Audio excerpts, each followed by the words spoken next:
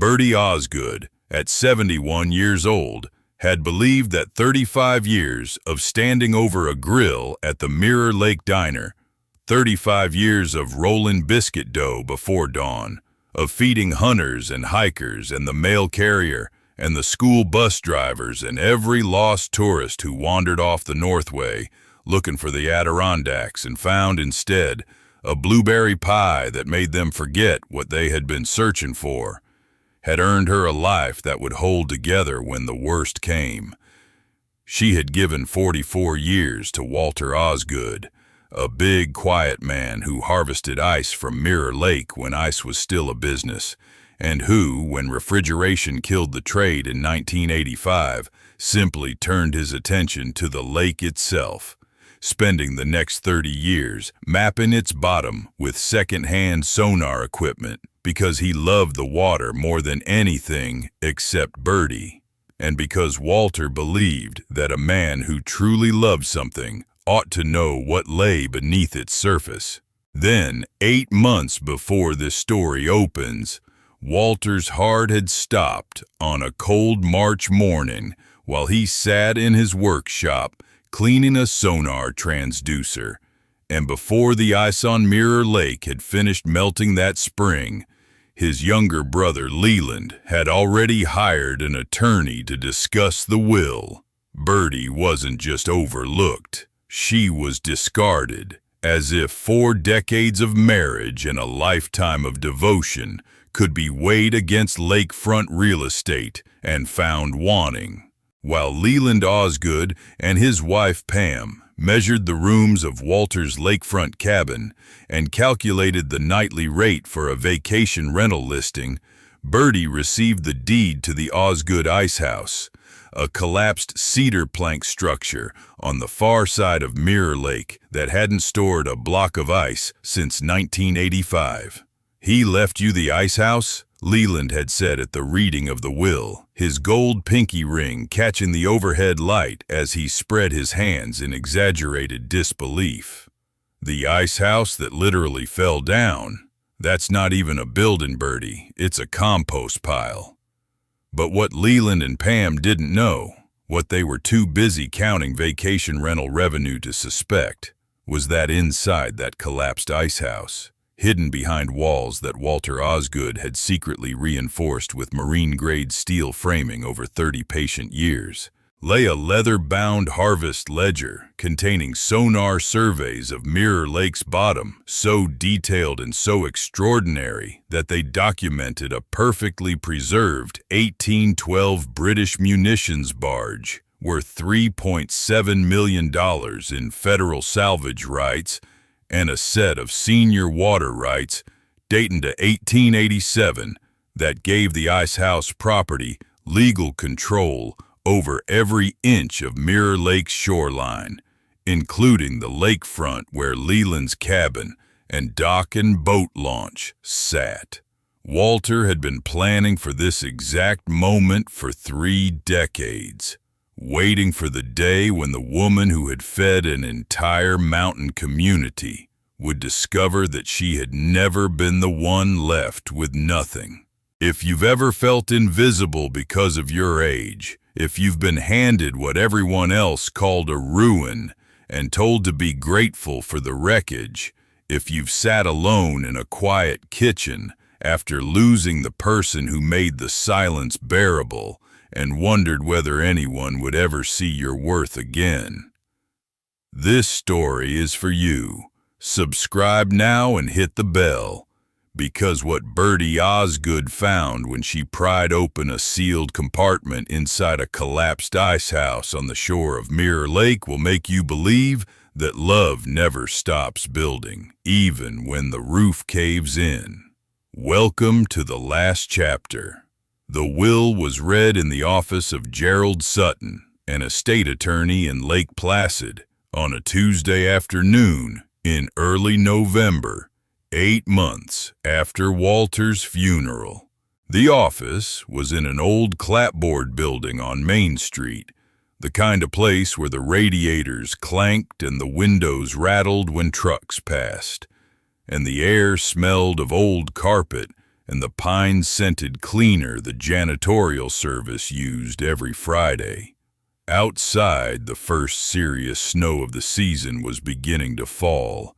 Heavy, wet flakes that stuck to the parking meters and the awnings and the windshield of Leland's black SUV parked at the curb. Birdie sat on one side of the table in her heavy plaid flannel-lined canvas jacket over a cream thermal Henley, her brown leather suitcase with its brass clasps resting beside her chair, the tarnished silver locket at her throat, Walter's photo inside, taken the year they married, his big face smiling with the particular gentleness of a man who didn't smile often, but meant it completely when he did, lay cold against her skin. Her hands rested on the table, the strong, calloused hands that had kneaded 1,000,000 biscuits, and gripped cast-iron skillets, and held Walter's hand through every winter for 44 years. Those hands were steady. Birdie Osgood's hands were always steady. Leland sat across from her with Pam beside him. Leland had the thick build and loud voice of a man accustomed to being obeyed. 28 years as a state trooper had given him the posture and the volume, and 7 years selling lakefront real estate had given him the gold pinky ring and the habit of appraising every room he entered for its resale potential. He leaned back in his chair with his arms crossed and his jaw set in the expression of a man waiting to collect what he already considered his. Pam had her measuring tape in her coat pocket. Birdie could see the yellow end of it poking from the burgundy quilted fabric, and she understood with a cold clarity that Pam had already begun measuring Walter's cabin for the renovation that would turn their family home into a nightly rental. What Birdie couldn't have known was that the real inheritance wasn't in the attorney's office at all. It was across the lake, waiting inside walls that looked like wreckage and held like a vault. Gerald Sutton read the will in his careful, deliberate voice. Walter's estate was split as follows: the lakefront cabin on Mirror Lake, the fishing boat, the dock, the boat launch, and the savings account containing $32,000, all passed to Leland. Walter had felt the obligation of brotherhood. Leland had helped with the ice business in the early years, and Walter, who believed debts should be paid even when the creditor didn't deserve it, had honored that help in his will. Birdie received the deed to the Osgood Icehouse on the far side of the lake, Walter's personal effects, his tools, his sonar equipment, his books, his clothing, and a savings account containing $4,800. The Icehouse, Leland repeated, leaning forward. He looked at Birdie with the particular expression of a man who believes he has won and wants to make sure the loser knows it. Birdie, I'm going to be straight with you, because Walter would have wanted that. The Icehouse hasn't been used since 1985. Half the roof is caved in.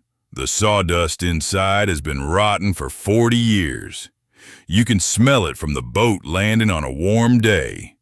I don't even think you can insure it.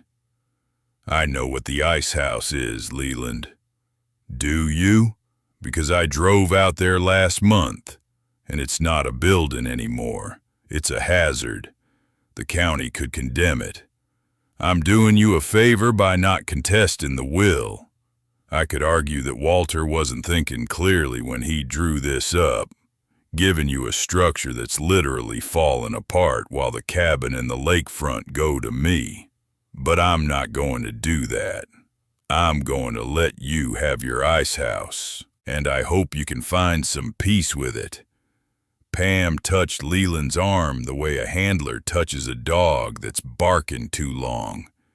Maybe you could sell the lot, Pam said to Birdie, her voice carrying the thin sweetness of a woman offering advice she doesn't mean. The land might be worth something to a developer. Even if the building isn't, you could get a few thousand for it. Start fresh somewhere warm. Gerald Sutton watched this exchange with the same expression Birdie had seen on Arthur Caldwell's face in the reference she would later recall. Steadiness, watchfulness, the patience of a man who knew more than he was currently able to reveal. But he said nothing beyond the legal formalities. Walter's instructions had been specific, and what came after was Birdie's to discover in her own time. She went home to the cabin that was no longer hers.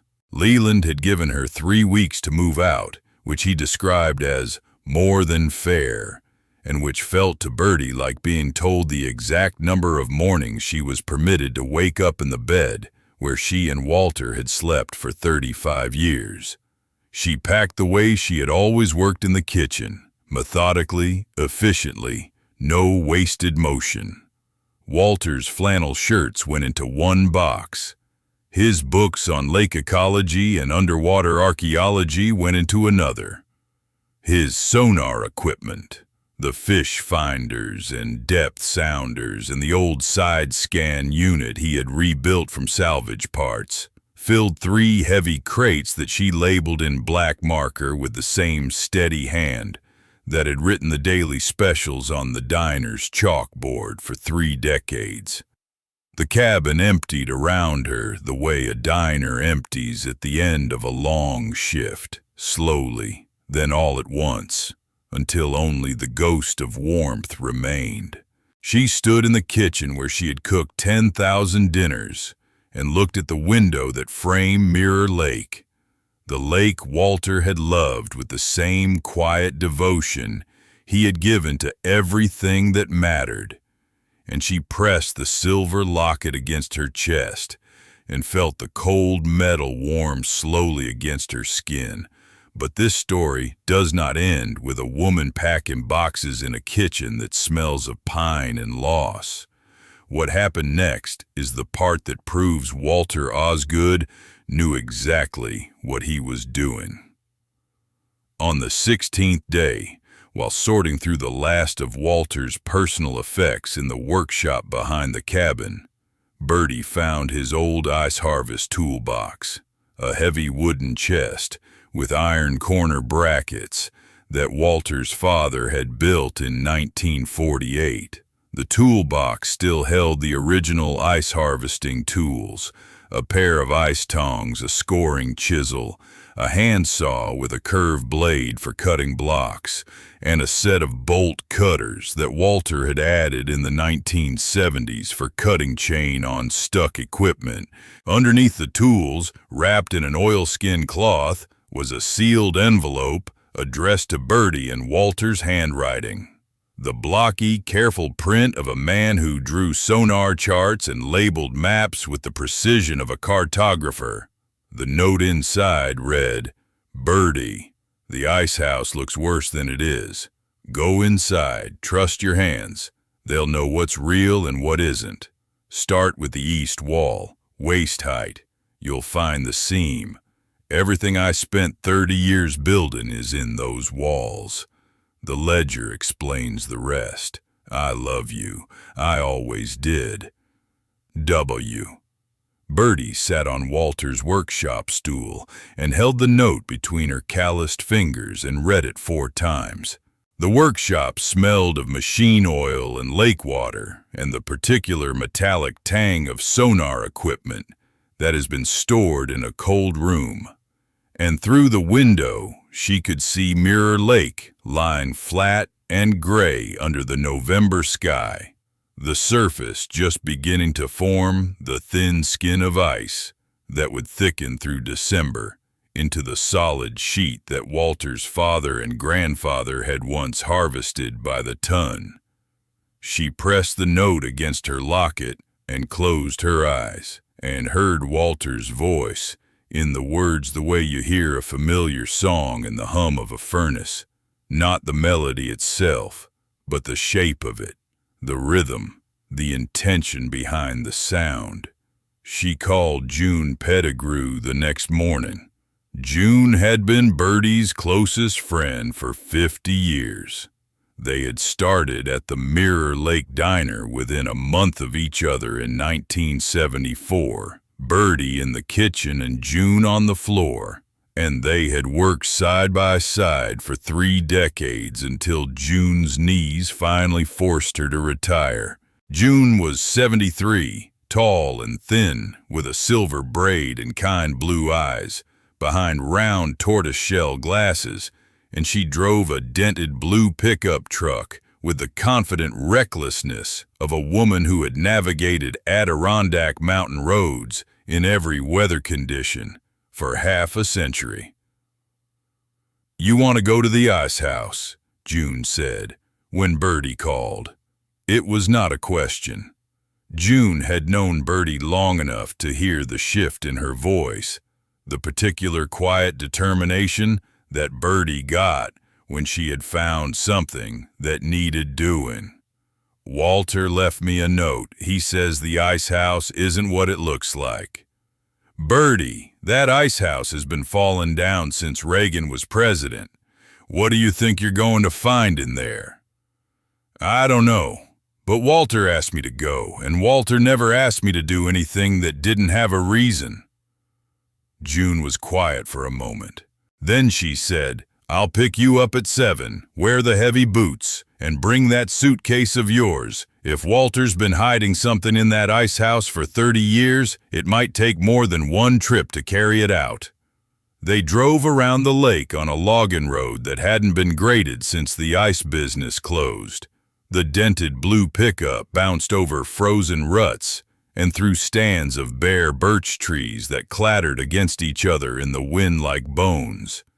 The air through the truck's cracked window smelled of pine resin and cold earth, and the faint mineral sweetness of fresh snow. Mirror Lake appeared and disappeared through the trees on their left, flat and silver under a sky the color of old pewter. The Icehouse came into view as they rounded the last bend, and June slowed the truck and said nothing, because from the outside it looked exactly like what Leland had called it, a ruin. The cedar plank exterior had collapsed inward on the west side, the roof sagging in a jagged V where the main ridge beam had snapped, rotting sawdust, the remnants of 40 years' worth of insulation from the ice harvesting days, spilled from cracks in the walls like stuffing from a torn pillow. Rusted iron hinges held a crooked door that hung at an angle in its frame. Snow dusted the wreckage in a thin white layer that made the damage look both worse and somehow peaceful, the way snow covers everything without judgment. But Birdie was already out of the truck before June had pulled the parking brake. She stood in the snow with her suitcase in one hand and Walter's toolbox in the other, and she looked at the Icehouse with the eyes of a woman who had spent 35 years judging the condition of cast-iron skillets, bread ovens, and industrial refrigeration units, and she saw something that Leland, who looked at buildings the way he looked at everything, calculating what they could be sold for, had missed entirely. The collapse was on the outside only. The cedar planks that had caved in were the outermost layer. What Birdie recognized, with the instinct of a woman who understood how things were built, because she had spent her life working with equipment that was built to last, as a shell, an outer cladding, and underneath that shell, visible through the gaps where the cedar had fallen away, she could see something that didn't belong on a building from 1948. Metal framing. Not the rusted angle iron you'd find in an old barn, but clean, squared steel. The kind of structural steel she had seen on the walk-in freezer units at the diner when the refrigeration company replaced them in 2003. Marine-grade steel. The same alloy that resisted corrosion on boat hulls and dock pilings, and the equipment Walter had used for his underwater sonar work. She set down the suitcase and approached the crooked door. Fresh footprints in the snow stopped her cold. Someone had been here recently. Heavy boot prints, larger than hers, circling the building, approaching the door, and retreating. And on the door itself, where the original iron latch should have been, someone had attached a heavy padlock with a chain looped through the handle.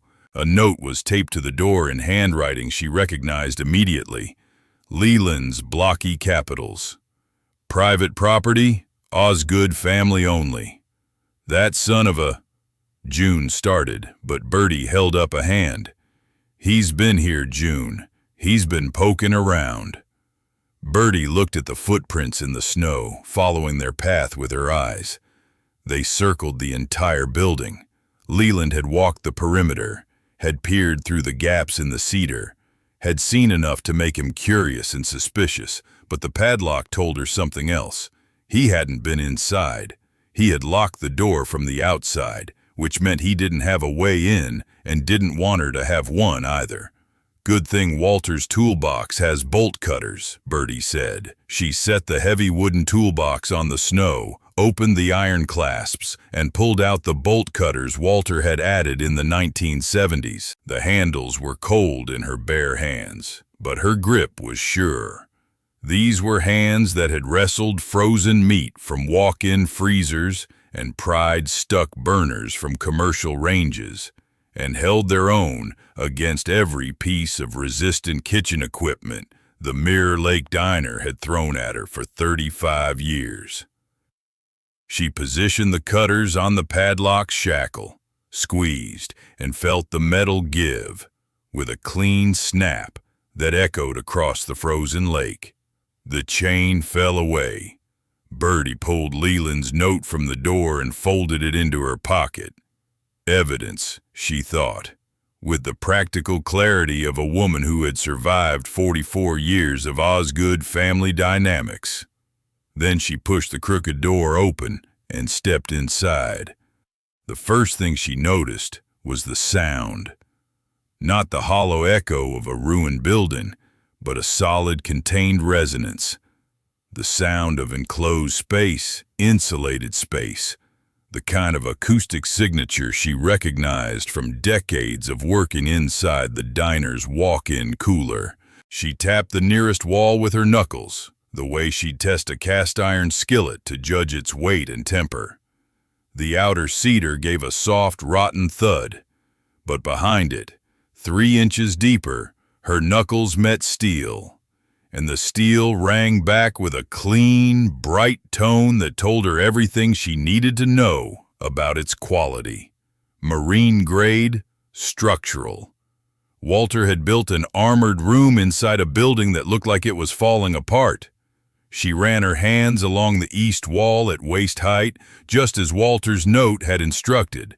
The sawdust was thick here, packed into the gap between the outer cedar and the inner steel, like insulation in a cooler wall.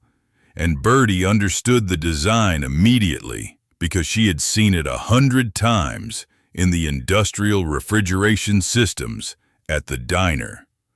Double walls with insulating material between them. The outer wall expendable, the inner wall structural. June stepped inside behind her, ducking under the crooked doorframe, and stopped. She stood very still, the way a person stands when they walk into a room that is not the room they expected. Her blue eyes moved slowly across the steel framing, the drainage channels in the concrete floor, the careful construction hidden behind decades of apparent ruin. "Birdie," June said, her voice hushed. "This isn't a collapsed building." She reached out and touched the nearest steel beam with her fingertips, and the metal was cold and solid and perfectly true. "He built this. Walter built all of this." Birdie nodded. She could feel the truth of it settling into her bones the way warmth settles into a kitchen at the end of a long morning of baking. Slowly, thoroughly, all the way down. The Icehouse wasn't collapsing. It was camouflaged. Walter had let the outside rot on purpose, maintaining only the hidden interior, so that anyone who looked at the building, anyone like Leland, who judged everything by its surface, would see nothing worth investigating. Her fingers found the seam, a horizontal line in the steel, barely perceptible, running about 3 feet along the east wall at the height of her hip. She pressed along the seam and felt a section of the wall give slightly inward, a panel hinged at the top, sealed with a rubber gasket, a waterproof compartment. She pressed harder and the panel swung upward on spring-loaded hinges, revealing a cavity roughly 2 feet wide, 18 inches tall, and a foot deep, lined with the same marine-grade steel, and sealed against moisture with the kind of meticulous care that Walter had applied to everything he built. Inside the compartment, wrapped in oilskin, sat a thick, leather-bound ledger. Birdie lifted it with both hands. The ledger was heavy, 3 or 4 pounds, bound in dark brown leather that had been oiled and maintained, the brass corner protectors still bright despite years of storage. The cover bore no title, no label, no markings of any kind, except a small embossed image in the center that Birdie recognized immediately, a cross-section of a block of ice, the Osgood family mark that Walter's grandfather had stamped on every block harvested from Mirror Lake since 1887. She carried the ledger to a wooden bench that Walter had built against the far wall, a simple plank seat that she now understood he had placed here for exactly this purpose, for the day she would come and sit and read what he had spent 30 years creating. She sat down. The leather was cold in her hands, the brass clasps stiff from disuse, and the weight of the book settled into her lap like a hand held across a table. She could smell cedar and old sawdust, and the faint petroleum tang of the oilskin wrapping, and beneath it, all the clean mineral scent of the steel walls that Walter had built to protect this moment. June stood near the door, watching.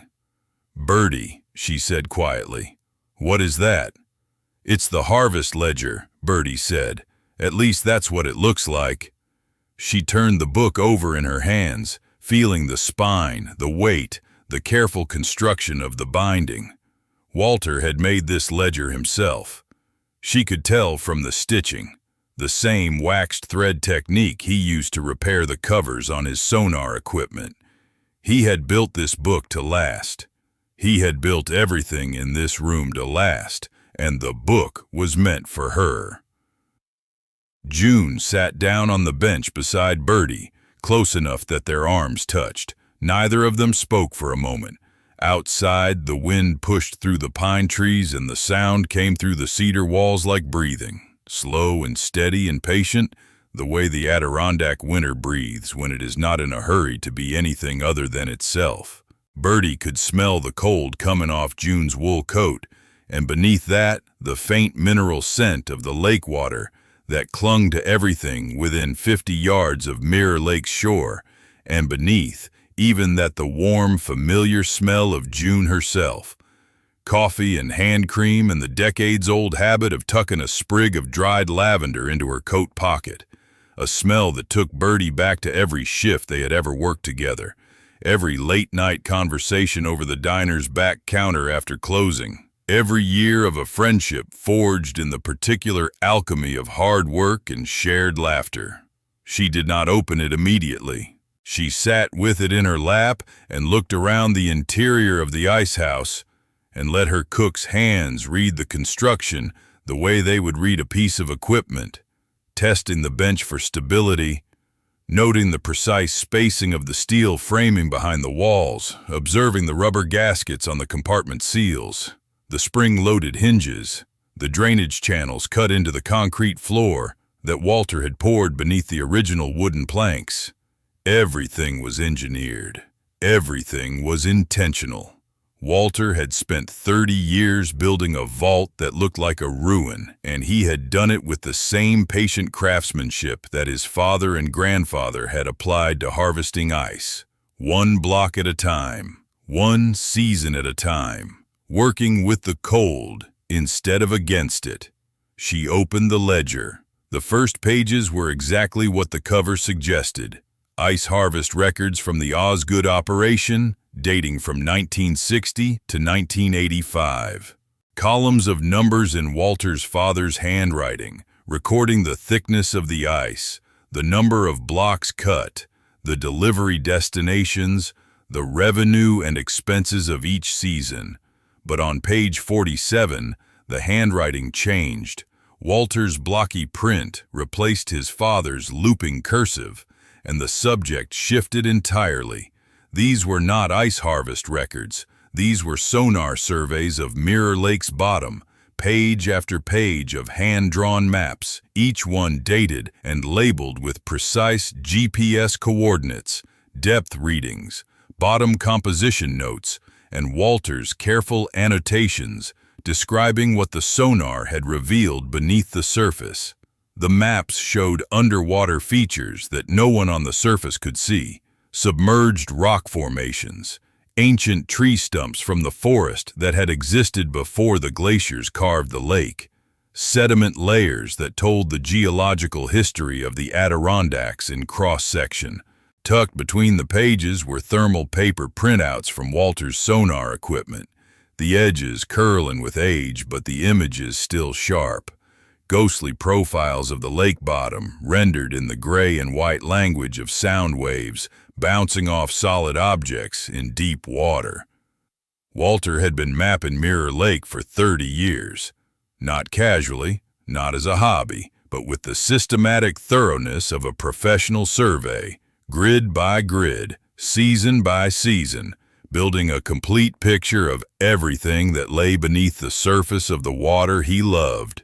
That alone would have been remarkable enough, but what Birdie found on page 112 changed everything. A sonar image, dated September 2004, showing a large object resting on the lake bottom at a depth of 40 feet. Walter had circled the image in red ink and written beside it, in capital letters, "Barge, intact, full cargo, confirmed 2006, 2008, 2011, 2014. Below that, in smaller print, Dr. Connie Strand, SUNY Plattsburgh, Department of Marine Archaeology. Preliminary authentication completed August 2015. See correspondence file, compartment 2. Birdie looked up from the ledger. June was leaning against the door frame, her arms crossed, her blue eyes sharp behind her round glasses. "June," Birdie said, "there's a barge in the lake." "A what?" "A barge. On the bottom of Mirror Lake. Walter found it with his sonar in 2004. He's been documenting it for 20 years. Birdie turned back to the ledger and read Walter's notes aloud, her voice steady despite the tremor she could feel building in her hands.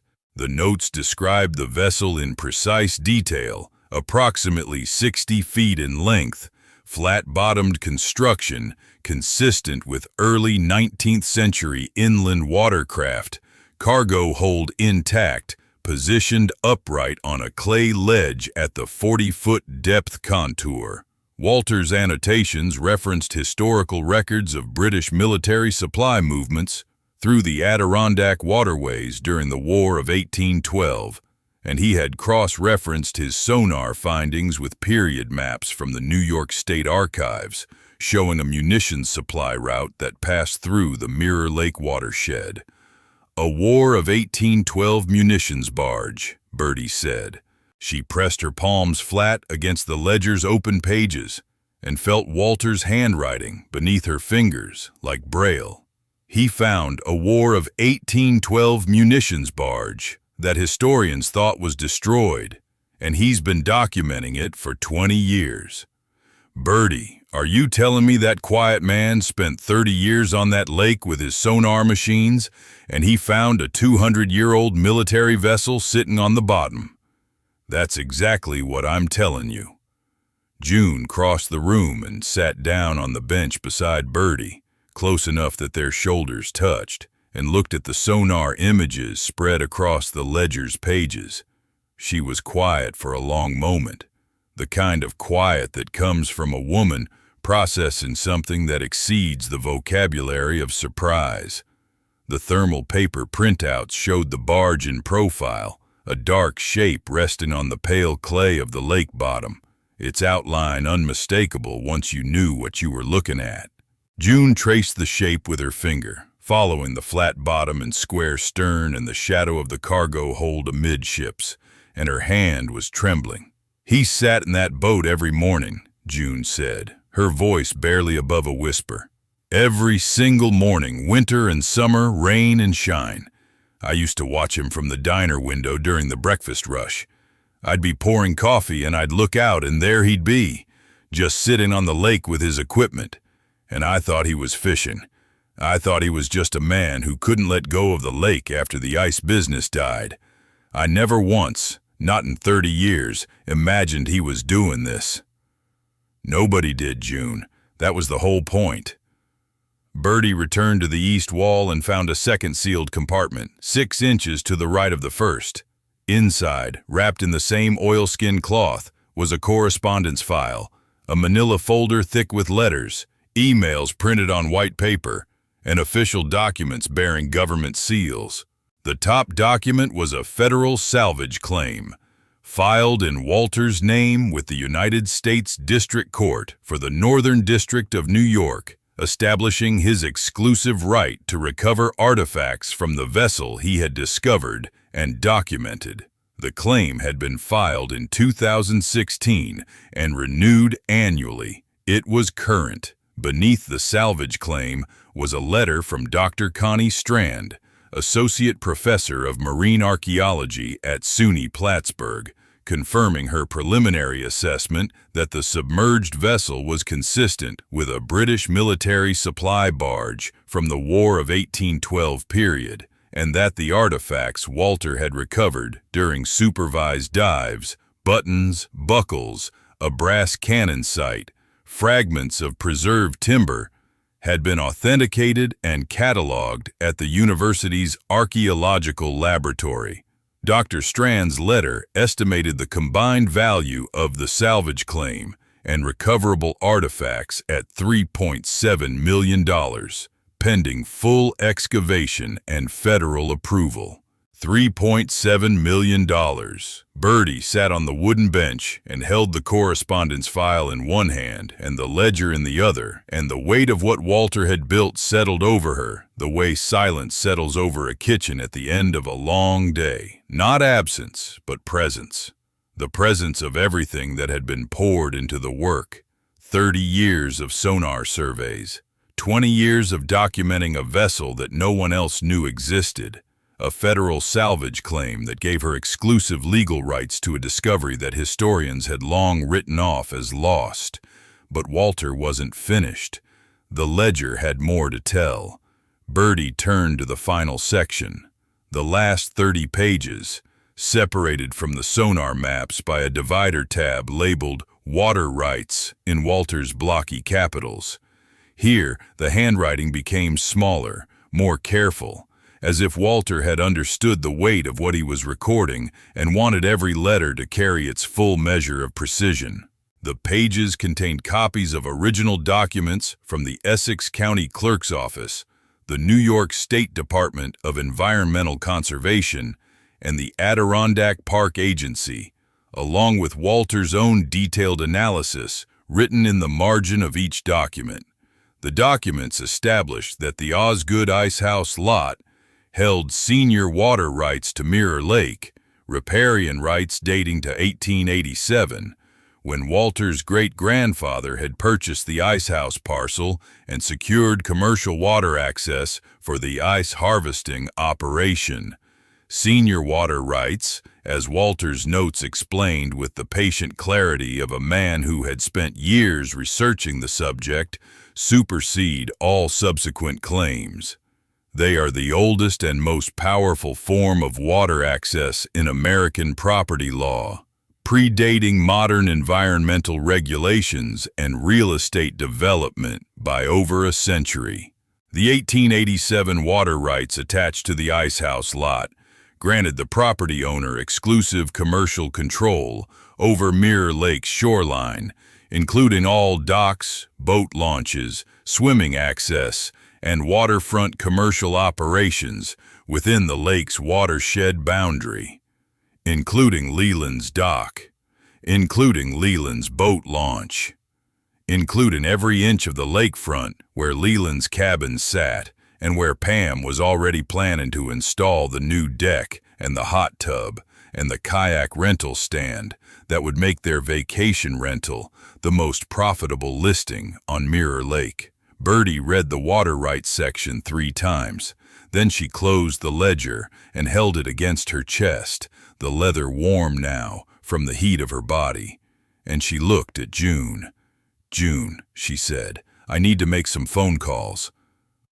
Dr. Connie Strand arrived at the Icehouse 2 days later, driving a university vehicle loaded with research files. She was 52, with sandy brown hair, cut short and practical, sharp green eyes that moved across the Icehouse's hidden construction with the focused appreciation of a scientist recognizing good fieldwork. She carried a battered aluminum clipboard and wore a khaki field vest over a navy fleece.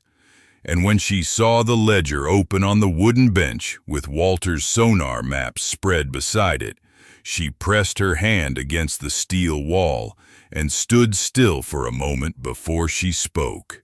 "Mrs. Osgood, I worked with your husband for 9 years, Dr. Strand said. He contacted me in 2013 after he found the barge, and from that day until his last survey in September of last year, he was the most rigorous civilian researcher I have ever collaborated with. His sonar methodology was better than what most of my graduate students produce. His documentation was museum quality, and his understanding of Mirror Lake's hydrology and geological history was deeper than any published academic study I have ever read." "He never told me," Birdie said. "Not any of it. He told me you would say that. He said you would understand when you saw the ledger, because you were the only person he knew who understood that the most important work happens where nobody is watching. In the kitchen before dawn, on the lake before sunrise, in the silence where the real work gets done." Birdie pressed her locket against her throat and felt the cold silver give way to warmth. "The barge is extraordinary, Doctor," Strand continued, opening a folder from her field bag and spreading photographs across the bench beside the ledger. The images showed sonar profiles, underwater photographs taken during supervised dives, and close-ups of artifacts recovered from the vessel: brass military buttons, a corroded iron cannonball, fragments of oak hull planking preserved by the cold fresh water. "It's a British supply barge, almost certainly from the fall of 1812, when British forces were moving munitions through the Adirondack waterways to support operations near Plattsburgh. The historical record has always indicated that this particular vessel was burned by American forces to prevent capture, but Walter's sonar evidence proves it was scuttled intact, deliberately sunk in deep water with its full cargo, to be recovered later. The recovery never happened, the war shifted, the route was abandoned, and the barge sat on the bottom of Mirror Lake for over 200 years. "And the salvage claim, it's valid?" Birdie asked. Walter filed the federal salvage claim in 2016, following every requirement of the Abandoned Shipwreck Act. He documented his discovery, reported it to the appropriate authorities, established his prior claim through years of documented survey work, and secured preliminary artifact authentication through my laboratory. The claim is solid. I've reviewed it with our university's legal counsel and with the federal district court clerk. Walter Osgood holds, and now you hold, exclusive salvage rights to that vessel and its contents. $3.7 million, Birdie said. That's the conservative preliminary estimate, based on the artifacts we've already recovered and authenticated, combined with the projected value of the remaining cargo. The actual figure could be higher once full excavation is completed.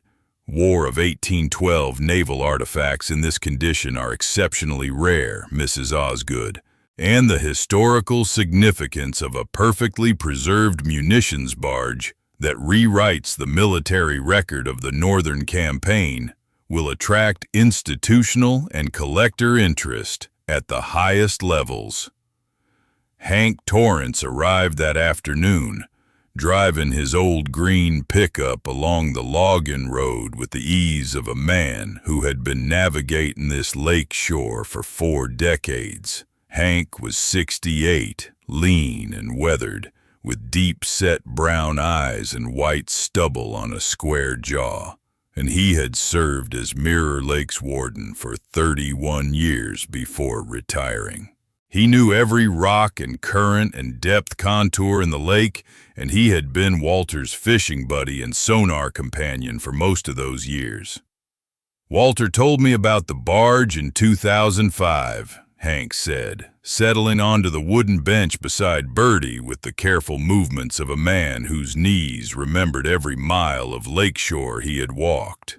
"He called me at 5 in the morning, which was unusual for Walter because he wasn't a phone man.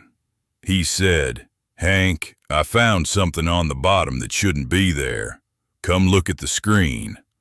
So I went out on the boat with him that afternoon, and he showed me the sonar image, and I sat there staring at it for about 5 minutes before I could speak. Did you know what it was?" I knew it was a vessel. The shape was unmistakable. Flat bottom, square stern, cargo hold amidships. I'd seen pictures of War of 1812 supply barges in the lake history books, and the profile matched. Walter already knew. He'd been researching it for months by then. He had the historical maps, the military supply records, everything. He'd built the whole case before he told a single person. "That sounds like Walter," June said from the doorway. It was Walter through and through. He didn't talk about things until he understood them completely, and he understood that lake better than anyone who ever lived on its shores. Hank paused and looked around the Icehouse interior, his eyes taking in the marine-grade steel framing, the sealed compartments, the careful construction that Walter had hidden beneath 40 years of apparent decay. "He showed me the water rights in 2018. I was the lake warden for 31 years, and I never knew those senior rights existed because they predate every modern filing. But Walter found the original documents in the county clerk's basement, in a box that hadn't been opened since the Depression. He photocopied everything, had the originals authenticated, and filed updated claims with the state environmental agency. He did all of it quietly, on his own, without telling Leland, without telling anyone except me and Dr. Strand." "Why didn't he tell Leland?" Hank looked at Birdie with the steady gaze of a man who had spent his career protecting a lake from people who wanted to exploit it. "Because he knew what Leland would do with it. Leland would have tried to claim the water rights through the family name, contested the salvage claim, and turned the whole thing into a legal fight that would have cost more than it was worth and destroyed whatever was left of the family. Walter wanted you to have it, Birdie, all of it. The Icehouse, the ledger, the barge, the water rights. He wanted the woman who fed this community for 35 years to be the one who decided what happened to the lake, because he trusted you to protect it the way he had. Would you testify to all of this, Hank, if Leland fights it?" "I'll testify to every word. I'll bring my own logs, 31 years of lake warden records documenting Walter's sonar surveys, his diving permits, his communications with the state agencies. I watched that man work this lake for 3 decades, and every piece of it was done with integrity and with purpose. I'll stand in any courtroom in New York and say so." Hank stood and walked to the east wall, running his weathered hand along the steel, framing the way a carpenter runs a hand along good joinery. "The water rights are the part that will hit Leland hardest," Hank said, his voice low and certain.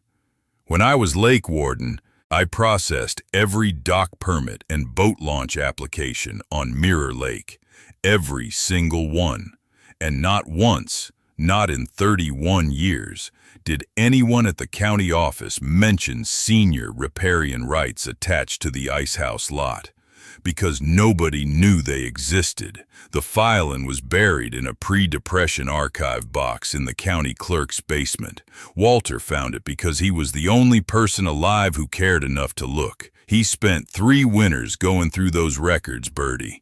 3 winters in a cold basement reading 100-year-old property documents by fluorescent light, because he knew that somewhere in that paper was the thing that would protect you and the lake at the same time. He could have told me, Birdie said. Any of it, all of it. He was afraid that if he told you while he was still alive, Leland would find out. And if Leland found out, Leland would have contested the water rights, challenged the salvage claim, maybe even tried to get the Icehouse deed transferred to himself through some family trust maneuver.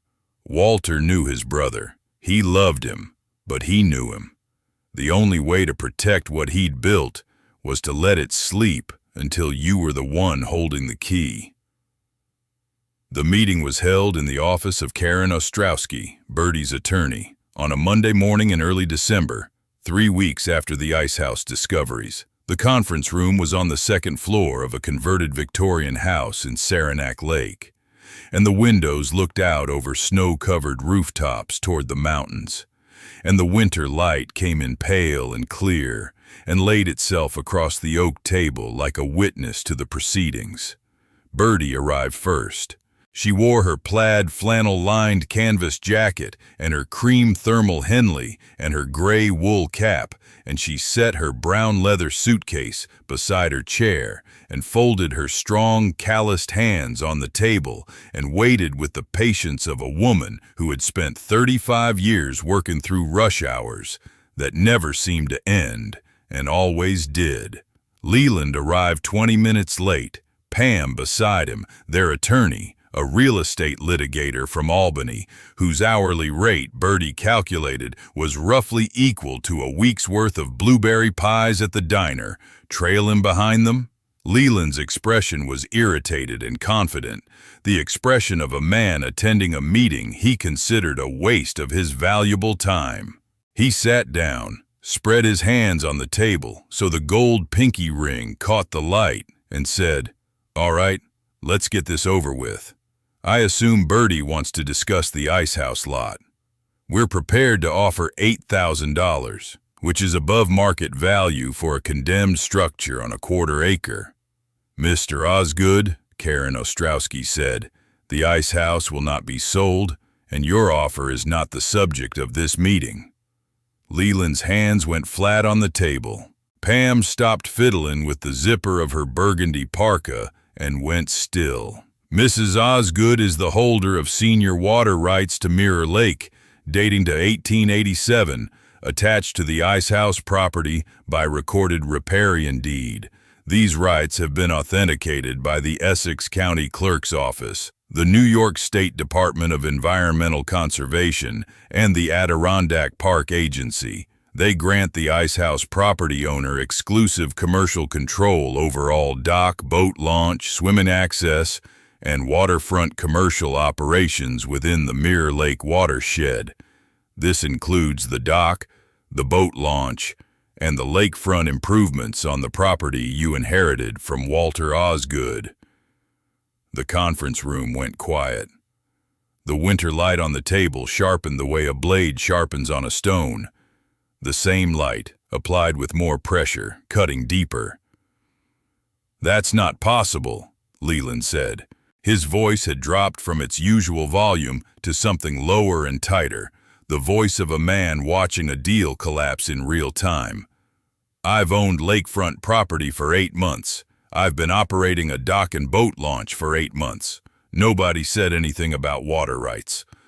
"The water rights predate your ownership by 137 years, Mr. Osgood. They were established when your great-grandfather purchased the Icehouse lot for the commercial ice harvesting operation, and they have never been extinguished, transferred, or superseded. Your brother Walter located the original documents, had them authenticated, and filed updated claims with the state. The water rights run with the Icehouse property. They belong to Mrs. Osgood.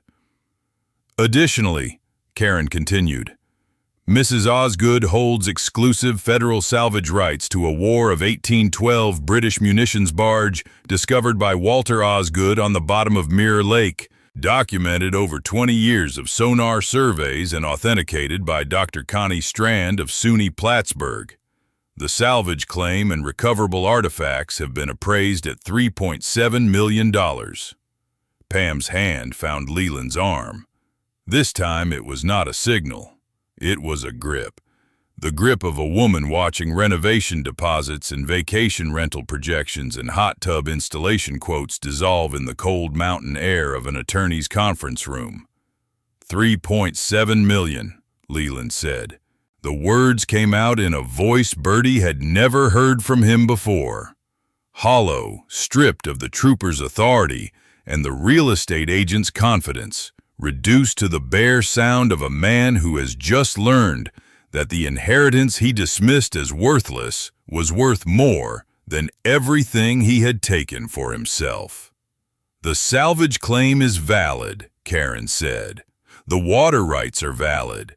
And I should mention that Mrs. Osgood is aware that you placed an unauthorized padlock on the Icehouse door and posted a sign claiming it as private Osgood family property, despite the fact that the Icehouse deed is in Mrs. Osgood's name exclusively. That action could be construed as trespass and interference with property rights, and we have documented evidence, including the padlock, the sign, and footprints in the snow around the building. Leland stood up. His chair scraped the floor. The gold pinky ring caught the light as his hand clenched and unclenched at his side, and Birdie saw in his face the same expression she had seen on the faces of customers at the diner who had ordered something they thought they wanted and discovered, when it arrived, that they had no appetite for it. "We'll challenge the water rights," Leland said. "We'll take it to court, every court in New York. Those rights haven't been exercised in 40 years. There's a dormancy argument. There's a lacus defense. There's Mr. Osgood. Senior riparian rights in New York State are not subject to dormancy or lacus defenses. They exist in perpetuity unless formally extinguished by the property owner, which has never occurred. Your brother Walter ensured this by filing updated claims with every relevant state and county agency. Your attorney can confirm this." Karen looked at Leland's attorney, who was reading the water rights documentation with the particular expression of a man who has just realized his client hired him to fight a battle that was lost before it began. The attorney said nothing. "The vacation rental," Pam said, her voice tight and thin. "We've already put deposits down. The contractor starts the deck next month. The hot tub is ordered. The listing is almost ready. We have $17,000 in non-refundable deposits." "Mrs. Osgood," Karen said evenly, "is not responsible for expenditures you made on a property without verifying the water rights attached to the adjoining parcel. Any commercial use of Mirror Lake shoreline, including operating a dock for rental guests, offering boat launch access, advertising lake access as a rental amenity, requires the written consent of the senior water rights holder, which is Mrs. Osgood." Birdie looked at Leland across the table. His ruddy face had gone the color of old snow. Gray, mottled, the color draining from his cheeks the way confidence drains from a man who has built his entire plan on a foundation he never bothered to check. She thought of the morning at the will reading when he had spread his hands and called the Icehouse a compost pile. She thought of Pam's measuring tape and the thin, sweet voice suggesting Birdie sell the lot and move somewhere warm. She thought of the padlock on the Icehouse door and the sign in Leland's blocky capitals claiming ownership of something that had never been his. "I'm not trying to punish you, Leland," Birdie said, and her voice carried the same steady warmth it had carried for 35 years behind the counter of the Mirror Lake Diner, the voice of a woman who had spent her life feeding people whether they deserved it or not. Walter wouldn't have wanted that. He was your brother, and he loved you despite everything. The way you love family even when family makes it difficult. But the Icehouse is mine. The ledger is mine. The barge is mine. The water rights are mine. And I intend to use them the way Walter wanted, to protect this lake, not to profit from destroying it. Leland stared at her. Pam stared at the water rights documents. The attorney from Albany closed his folder and began calculating, silently, how much this was going to cost his client. They fought it. Of course they did. Leland hired attorneys in Albany, then attorneys in Syracuse, then a water rights litigation firm in Washington, D.C., each one more expensive than the last, each one arriving at the same conclusion. The 1887 senior water rights were valid. The Icehouse property controlled all commercial access to Mirror Lake's shoreline, and the federal salvage claim belonged exclusively to Birdie Osgood. The legal fees consumed Leland's savings within 5 months. The vacation rental plan collapsed completely. Without guaranteed lake access, the property couldn't command premium rates, and without a commercial dock permit, there was no kayak rental stand, no boat launch for guests, no hot tub overlooking a lake they couldn't legally use for commercial purposes. Pam's $17,000 in non-refundable deposits, the contractor for the deck, the hot tub company, the interior designer she had hired to stage the cabin for listing photos, were gone. Leland's real estate contacts quietly dropped him from referral lists. When word spread that he had tried to sell lakefront property without disclosing the senior water rights, and 2 of his active listings fell through when buyers' attorneys discovered the water rights issue and pulled their clients from negotiations. By spring, the cabin Leland had inherited sat empty on the lakefront, its value plummeting with every month. The water rights dispute remained in the public record, and every time Leland looked across the lake toward the Icehouse, he saw the building he had called a compost pile, standing straighter and stronger than anything he had tried to build on top of the foundation he had never examined. Birdie moved into a rented cabin near the Icehouse in January, and she began the restoration that spring. The outer cedar shell was rebuilt, not to its original appearance, but better, using kiln-dried cedar planks that matched the original color while meeting modern building codes. The marine-grade steel framing Walter had installed became the skeleton of a proper structure, visible now through interior windows that Birdie designed to honor the building's industrial heritage. The sealed compartments where the ledger and correspondence files had been stored were preserved behind glass panels, museum-style, so that visitors could see the craftsmanship Walter had hidden from the world for 30 years.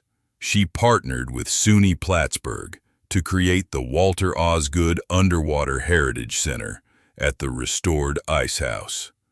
Dr. Strand served as the academic director, overseeing a full archaeological excavation of the 1812 barge that would take 3 years and yield over 4,000 cataloged artifacts.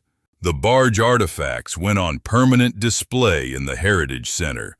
The brass cannon sight, the military buttons, the preserved oak hull fragments, the iron cannonballs that had sat on the bottom of Mirror Lake for 2 centuries, waiting for a quiet man with a sonar machine to find them. Birdie established the Walter Osgood Memorial Scholarship for marine archaeology students at SUNY Plattsburgh, funded by the salvage proceeds. And each summer, the Heritage Center hosted field schools where students from across the state came to study the lake's underwater history using the same sonar techniques Walter had taught himself from salvage part equipment and library books. and the pure, stubborn patience of a man who believed that understanding what lay beneath the surface was worth a lifetime of looking. The lake was protected. The water rights ensured that Mirror Lake would never become a commercial resort destination.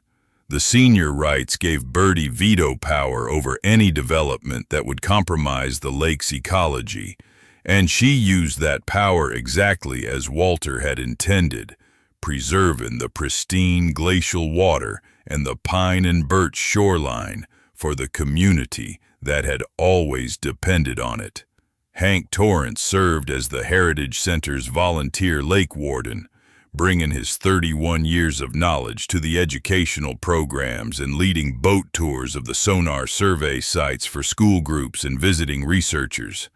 June Pettigrew ran the Heritage Center's small kitchen, serving Birdie's blueberry pie to visitors who drove from across the Adirondacks to see the barge artifacts and hear the story of the quiet man who had mapped a lake for love. On warm days, when the summer light lay gold across the water and the pine resin perfumed the air and the birch bark peeled in the wind like pages turning, Birdie would stand in the doorway of the restored Icehouse and look out across Mirror Lake and press her locket against her throat and feel the warmth of the silver against her skin. And she would think of Walter's hands, the big, careful hands that had harvested ice and launched sonar and held her face on the night he proposed. And she would understand that the strongest structures are the ones nobody sees, built in silence by people who love too deeply to explain and too patiently to be hurried. And that the most important work in the world is the work that happens where nobody is watching, in the kitchen before dawn, on the lake before sunrise, in the hidden places where love builds its most enduring architecture. If you stayed with us through this entire journey, from a collapsed icehouse that everyone called worthless, to a leather-bound ledger, and a 200-year-old barge and water rights that rewrote the balance of power on Mirror Lake, from a brother-in-law's contempt to a husband's 30 years of quiet, meticulous, magnificent planning, then you already understand what kind of person this story was made for. If Birdie's story touched something deep inside you, if you've ever been underestimated because of your age, if you've been handed what everyone else called a ruin and told to make do with the wreckage, if you've discovered that what looked like a devastating ending was actually the foundation of something stronger than you had ever dared to imagine, then you understand why these stories matter. Leave just one word in the comments describing the exact moment when you realized you were worth so much more than anyone around you ever knew. One word. That is all it takes. Because Birdie's story proves that love builds its strongest walls where nobody is looking. That patience is not passivity. It is architecture, practiced by those who understand that the most important work takes as long as it takes and endures longer than anyone who rushed past it. That you are never too old to open a sealed compartment in a wall everyone told you was worthless and discover that the person who loved you most spent 30 years making certain you would never be powerless. And that the people who truly love us do not just say so.